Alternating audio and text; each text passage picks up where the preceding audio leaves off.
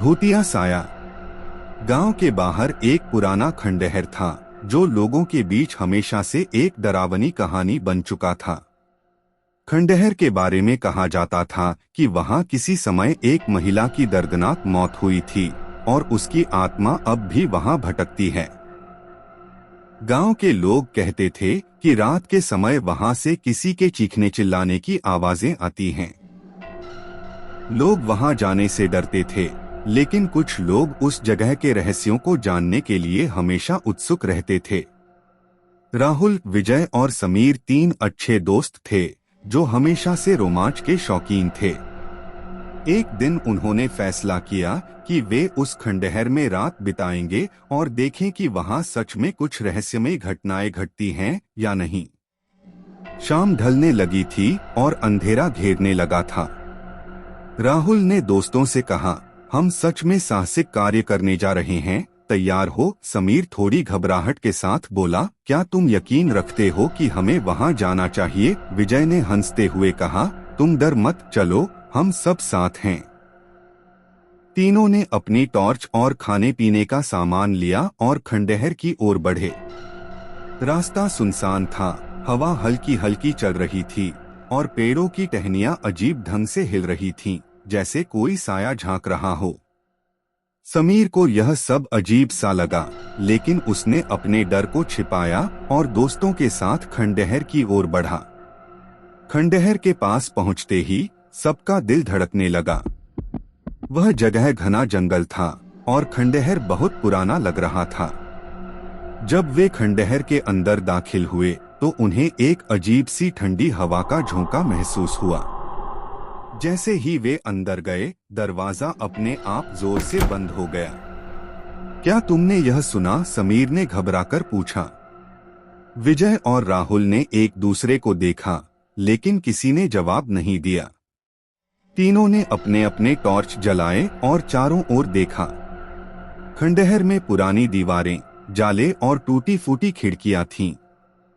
एक पुराना झूला हल्के हल्के हिल रहा था, जैसे कोई उस पर बैठा हो। विजय ने कहा, यह बस हवा का असर होगा, तुम लोग डरना मत। लेकिन समीर और राहुल को कुछ ठीक नहीं लग रहा था। तभी अचानक एक खौफनाक आवाज सुनाई दी, किसी के जोर से चीखने की आवाज। सब चौकन्ने हो गए, लेकिन कुछ भी नजर नहीं आया। राहुल ने हिम्मत दिखाते हुए कहा, कोई बात नहीं, चलो और अंदर चलते हैं। जैसे जैसे वे अंदर बढ़ते गए, एक और अजीब घटना घटी।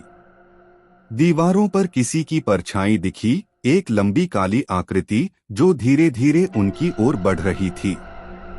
समीर ने घबराकर टॉर्च से उस परछाई को देखने की कोशिश की, लेकिन जैसे ही उसने टॉर्च को उस पर डाला, वह आकृति गायब हो गई।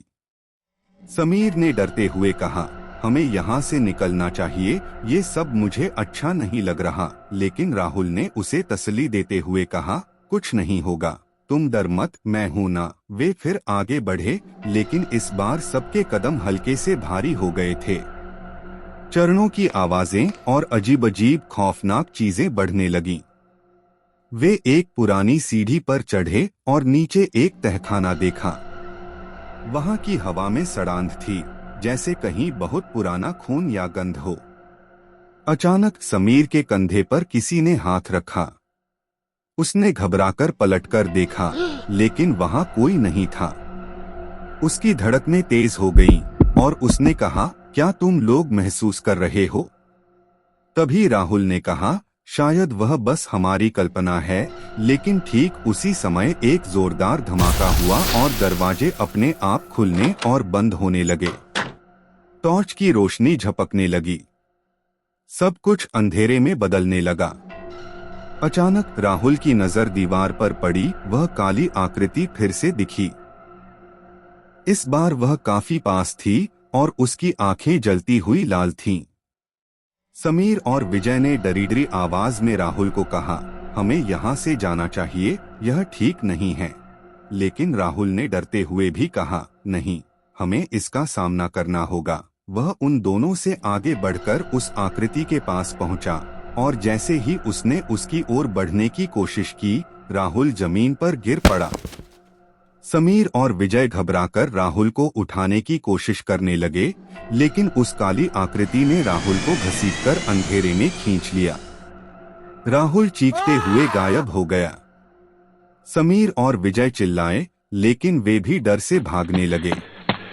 वे बाहर निकलने की कोशिश करने लगे, लेकिन उनका रास्ता भी मुड़कर बदल गया। अगले दिन गांव वाले खंडहर में गए, लेकिन राहुल का कोई भी निशान नहीं मिला। वहां सिर्फ एक टूटी चप्पल और खून के धब्बे थे। समीर और विजय ने पूरी कहानी बताई, लेकिन किसी ने उन्हें यकीन नहीं किया। जब गांव के बुजुर्गों से पूछा गया, तो उन्होंने बताया कि उस खंडहर में एक महिला की दर्दनाक मौत हुई थी। वह महिला बदला लेने की ताकत से भरी हुई थी और अब उसकी आत्मा उस खंडहर में भटकती रहती है। कुछ महीनों बाद विजय और समीर को महसूस हुआ कि राहुल की परछाई उनके पीछे चल रही थी। रात होते ही खंडहर से अजीब आवाजें आने लगीं। कहते हैं, जो भी उस खंडहर में जाता है वह कभी वापस नहीं आता, या अगर वापस आता है तो वह पहले जैसा नहीं रहता। कहानी का मुख्य संदेश: कभी भी किसी डरावनी जगह को हल्के में न लें, क्योंकि अंधेरे में छुपे रहस्यों का सामना करने के लिए आपके पास तैयार दिल और साहस होना चाहिए।